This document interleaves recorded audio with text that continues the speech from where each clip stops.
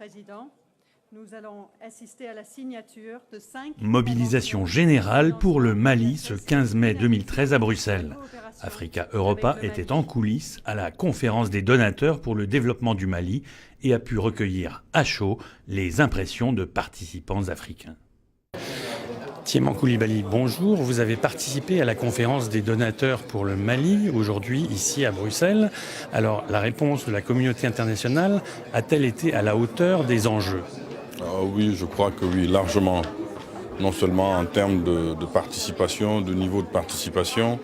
Nous avons des chefs d'État qui sont là, le Premier ministre, des ministres et d'éminents ambassadeurs qui ont participé à cette conférence. Et les annonces vont vraiment même un peu au-delà de ce que nous attendions. Donc, alors il y a aussi, il faut le savoir, dans ce qui est annoncé, des fonds qui avaient déjà été alloués un peu avant, mais qui n'étaient pas totalement mis à disposition. Donc nous sommes satisfaits de ce qui s'est produit ici à Bruxelles. Et alors, le gouvernement malien dans son ensemble, et vous-même en particulier, quelle a été votre position dans les débats ? Écoutez, nous étions dans une position d'abord d'attente de la manifestation de la solidarité de la communauté internationale, qui évidemment s'est manifestée depuis le début de la crise en termes militaires, en termes politiques, en termes d'encadrement d'une légalité internationale pour le Mali aux Nations Unies. Et ici à Bruxelles, je n'ai pas fait moins de 5 voyages depuis que tout ça a commencé, des séances de travail avec toutes les composantes donc, de la Commission européenne. Et aujourd'hui, nous attendions les annonces, mais aussi nous avons donné un certain nombre de gages. Des gages de transparence, de bonne gouvernance, de recherche de l'efficacité maximum de l'aide en collant à ce qu'on appelle the Agenda for Change, la déclaration de Paris, tous les principes de redevabilité et de transparence, d'efficacité de l'aide qui sont aujourd'hui des préoccupations pour la communauté internationale. Donc, au total, c'est une journée qui s'est bien passée. Y a-t-il aujourd'hui un véritable consensus entre les États d'Afrique de l'Ouest sur la gestion de la crise malienne ? La cohérence s'est construite au fur et à mesure. Vous savez, une crise par définition est soudaine et inattendue et elle est un peu foudroyante.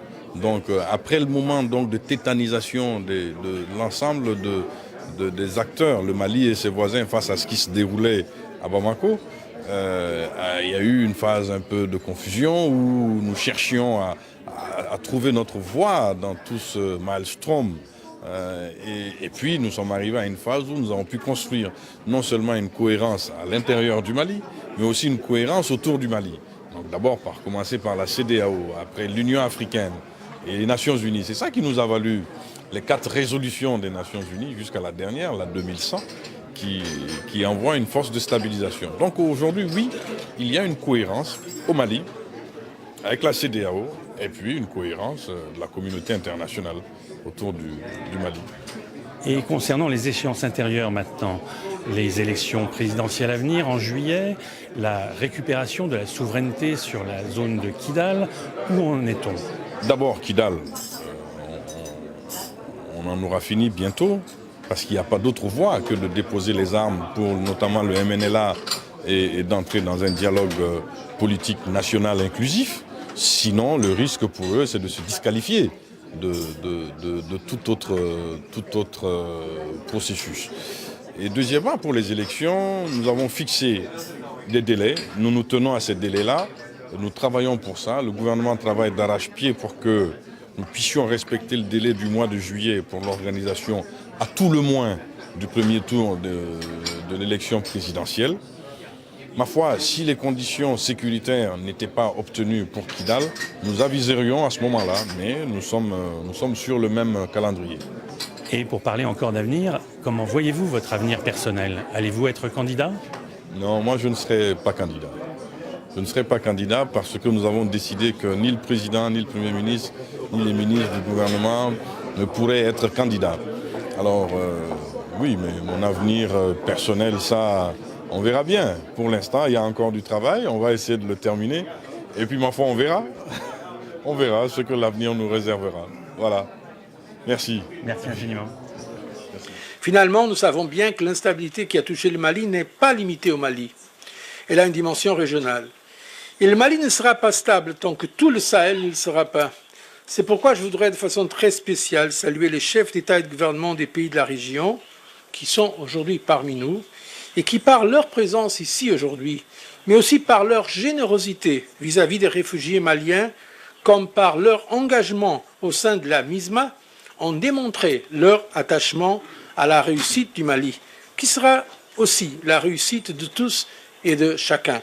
Monsieur le Président, bonjour. Vous avez participé à Bruxelles aujourd'hui à cette conférence des donateurs pour le Mali.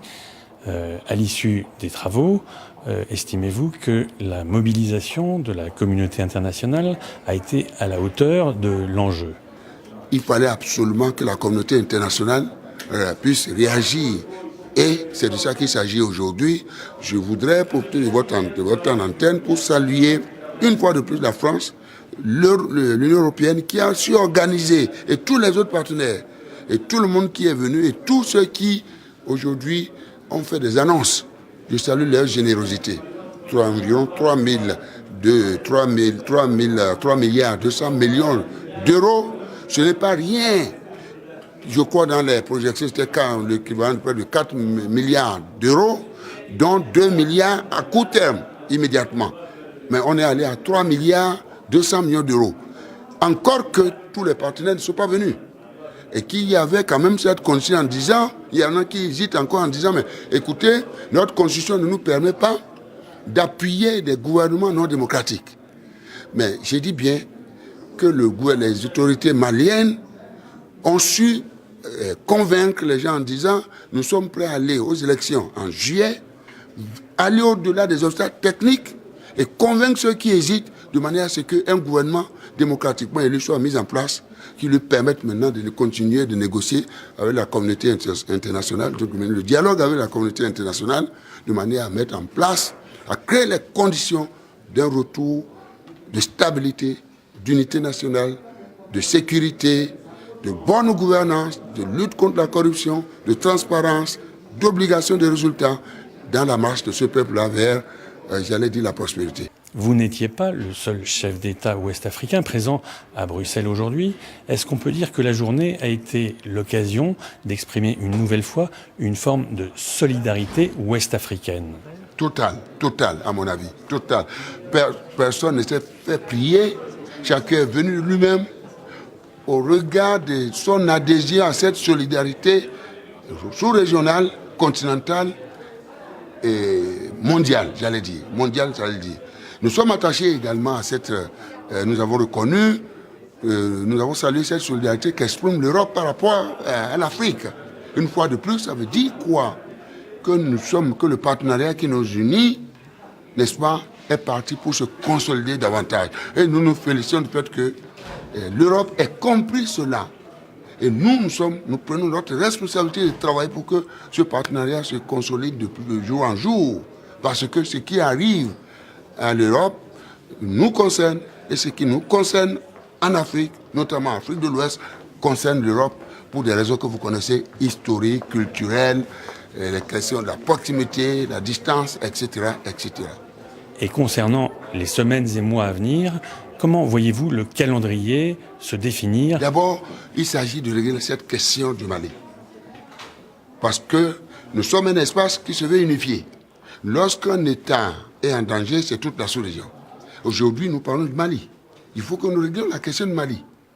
Je ne veux pas dire que chacun de nous, chacun des autres États, est stable totalement, ou est à l'abri de ce péril terroriste.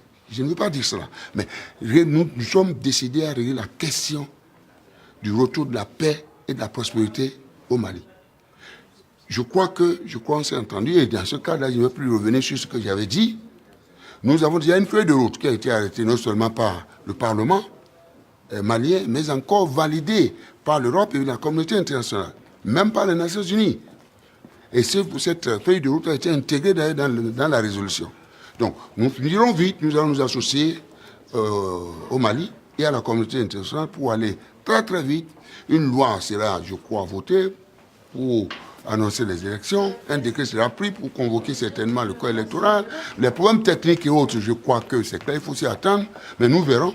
Mais avec comme point de mire les élections en juillet. Et ce qu'il faut retenir, c'est tout l'espace malien qui sera concerné. C'est-à-dire, par exemple, lorsqu'on parle de MNLA, on ne saurait, personne n'a jamais remis en cause, ou personne ne peut remettre en cause l'intégrité territoriale du Mali. Ça veut dire quoi? C'est tous les Maliens qui vont créer les conditions eux-mêmes pour que le scrutin soit transparent et puisse concerner tout le monde et que tout le monde puisse voter. Même ceux qui sont certainement, à l'extérieur.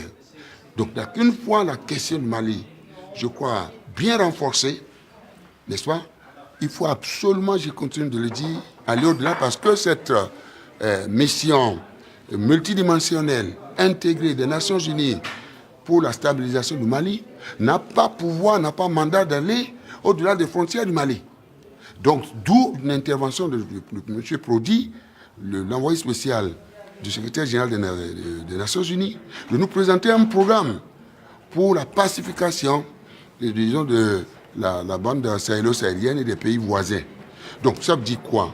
En réalité, à mon avis, toutes les conditions sont créées aujourd'hui pour que tous les pays de la sous-région puissent se remobiliser. C'est un nouveau jour pour construire non seulement le Mali nouveau, mais encore une nouvelle bande sahélo-sahélienne qui sera transformée en un espace pacifié, n'est-ce pas? Et qui soit destiné à la prospérité, disons, de tous les peuples de la sous-région. Je crois, nous y croyons, c'est l'ère de l'espoir et de l'espérance à partir de cette conférence qui a su mobiliser autant de monde, autant de joie et autant d'efforts, autant de solidarité internationale. Merci beaucoup. C'est moi qui vous remercie. C'est moi qui vous remercie. Merci beaucoup, cher.